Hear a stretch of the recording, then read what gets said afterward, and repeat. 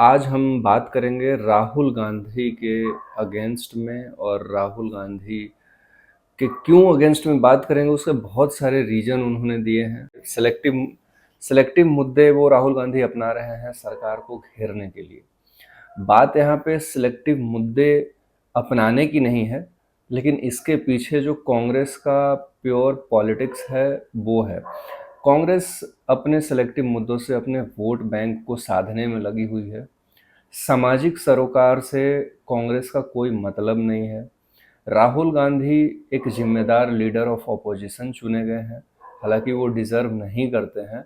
मेरे अनुसार अगर कोई लीडर ऑफ ऑपोजिशन होना चाहिए था तो वो अखिलेश यादव होने चाहिए थे, क्योंकि अखिलेश यादव की जो समाजवादी पार्टी है उसी ने actual break Bharatiya Janata party के पूर्ण बहुमत पे लगाया है।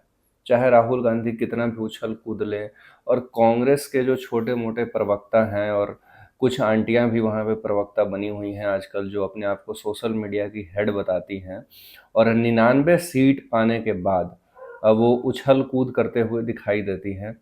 तो ये देश आज़ाद हुआ था 1947 में, और 1947 के बाद ये शायद पहला वाकया होगा जब जहाँ पे एक हारी हुई पार्टी और तीसरी बार, मतलब मैं कहूँगा कि पिटी हुई पार्टी, नरेंद्र मोदी की सरकार ने लगातार तीसरी बार कांग्रेस को घसीट दिया है।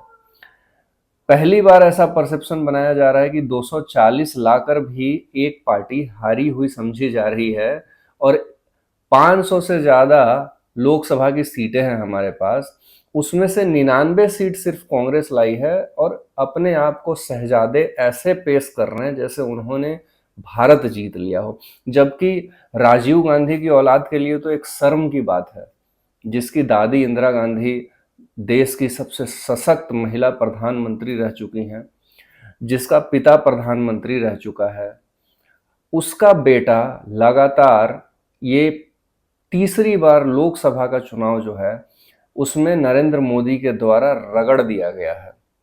भारत की जनता ने तीसरी बार कांग्रेस को नकारा है, लेकिन कुछ चिंटू पत्रकार और कुछ गोदी मीडिया के दरबारी जो राहुल गांधी और उनकी माता जी के भक्ति में लीन रहते हैं, वो इसको ऐसे प्रेजेंट कर रहे हैं कि जैसे मानो नरेंद्र मोदी चुनाव हार चुके हैं। जबकि एक्चुअल ये है कि उनकी ड्रीम लैंड से अलग हट के देखिएगा तो नरेंद्र मोदी देश में तीसरी बार लगातार चुन करके आए हैं, और 240 सीटें भाजपा की सिर्फ आई हैं। मैं एनडीए की बात ही नहीं कर रहा हूं। अगर आप पूरे विपक्ष के गठबंधन को मिला देंगे, जिसको इन्होंने इंडिया गठबंधन का नाम दिया है, लेकिन वो सिर्फ नाम तक ही सीमित रह गया है। भारत के सरोकार इनसे नहीं जुड़े हैं, न इन्हें मतलब है। इनको मतलब है अपनी राजनीति चमकाऊं, अपनी जो विरासत है उसको कैसे बचाऊं, ताकि आने वाले हमारी पीढ़ियां जो हैं वो तरक्की करते रहें, लेकिन हमारी जात की जो पीढ़ियां हैं वो बस हमें वोट देने तक एक वोटिंग मशीन बनकर रह जाए। यानी कि जाति की राजनीति करो, लेकिन उस जाति का भलाई मत करो, उस जाति को आगे मत बढ़ाओ, उस जाति को अपनी पार्टी में शामिल ना करो। जात के नाम पे वोट लो, जात के नाम पे राजनीति करो, और जात के नाम पे अपलिफ्टिंग का जो नारा है वो बस अपने ही परिवारवाद तक सिमट के रह जाएगा। तो इनका सरोकार देश की जो आजकल के ज्वलंत मुद्दे हैं उससे नहीं है। अपनी पार्टी बचाओ, अपना परिवार बचाओ, अपना कुनबा बचाए रखो।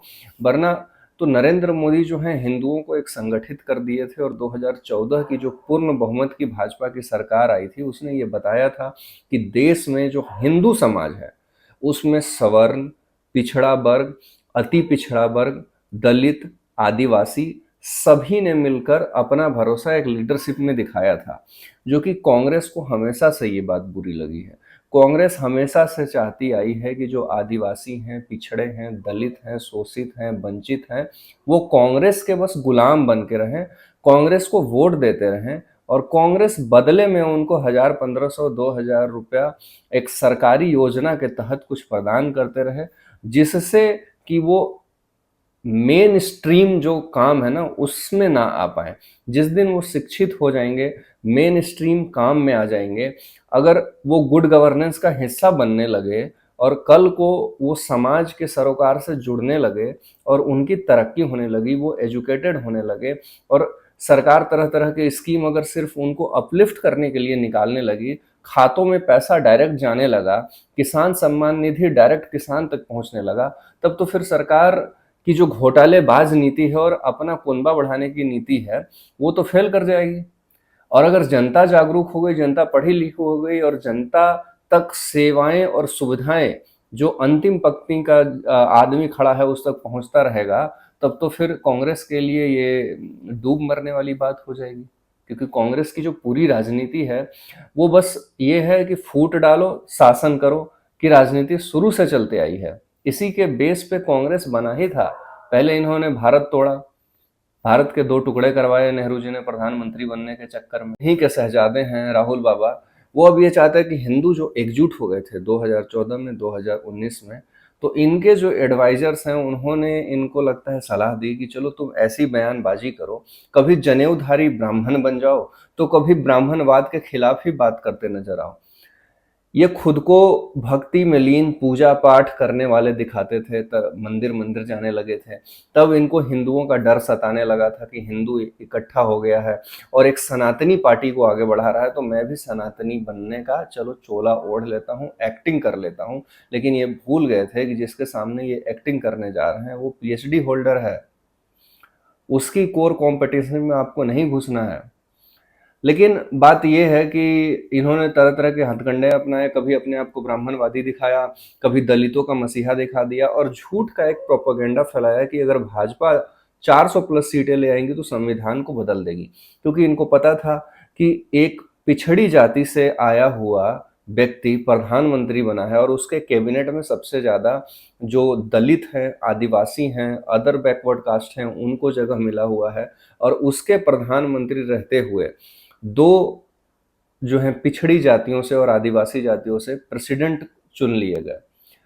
कांग्रेस कभी ये नहीं कर पाई थी क्योंकि कांग्रेस के जो शहजादे हैं वो डमी कैंडिडेट के तौर पे मल्लिकार्जुन खड़गे को पार्टी का प्रेसिडेंट तो बना देते हैं, लेकिन पार्टी में खड़गे जी जो पिछड़ी जाति से आते हैं उनकी क्या हैसियत और क्या औकात है राहुल गांधी और सोनिया गांधी के सामने, ये हमने देख लिया है, बहुत सारे वीडियो क्लिप्स में देख लिया है।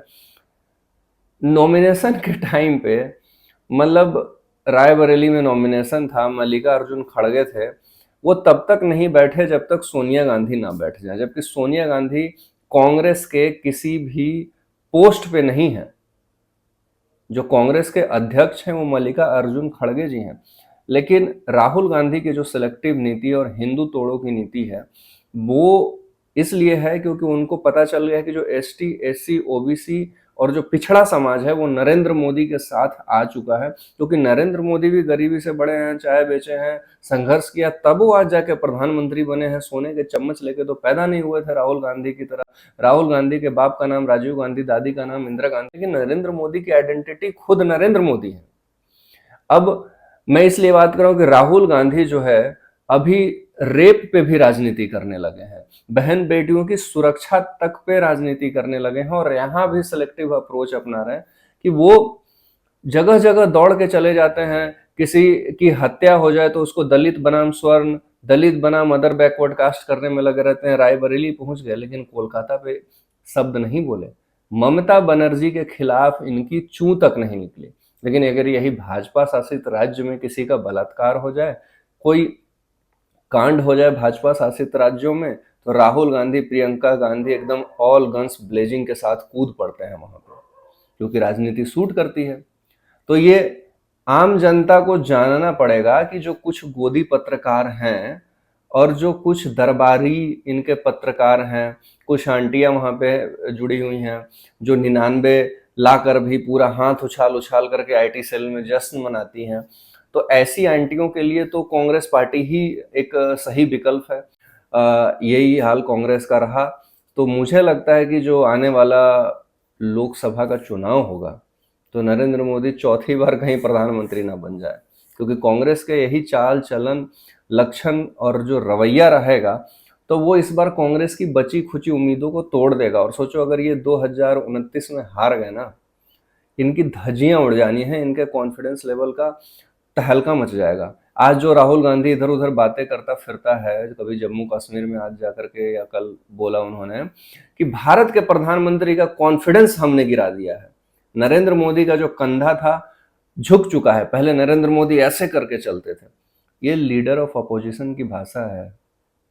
मतलब एक लड़का जो 99 नंबर लाया है 500 में से, उसकी मतलब बालक बुद्धि और उसके मंद बुद्धि और उसके पप्पू होने का एहसास वो खुद करवा रहा है कि आप ये देख सकते हैं कि उसने सिर्फ 99 सीट लाया है। इसके पहले इस बार वो रायबरेली भाग करके गए हैं, अमेठी छोड़ करके वहां से जीते हैं। पिछली बार अमेठी से छोड़ करके भाग गए और वायनाड से जीते।